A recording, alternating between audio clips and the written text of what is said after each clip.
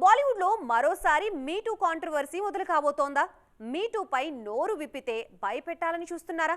Corona కంటే ముందు తన కమెంట్స్తో బాలీవుడ్కి నిద్ర లేకుండా చేసిన తనుశ్రీ దత్తా గుర్తుందా? ఈ భావం మరోసారి మీడియా ముందుకు వచ్చింది.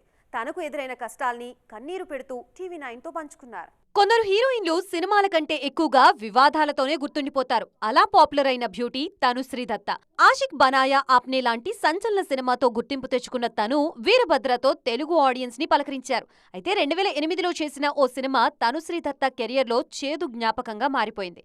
హార్న్ ఓకే ప్లీజ్ అనే సినిమా షూటింగ్ సమయంలో బాలీవుడ్ నటుడు నానా పాటేకర్ తనని బాగా ఇబ్బంది పెట్టారని, తాకరాని చోట తాకి అసభ్యంగా ప్రవర్తించారంటూ 2018లో మీడియా ముందు తొలిసారి ఓపెన్ అయ్యారు తనుశ్రీ.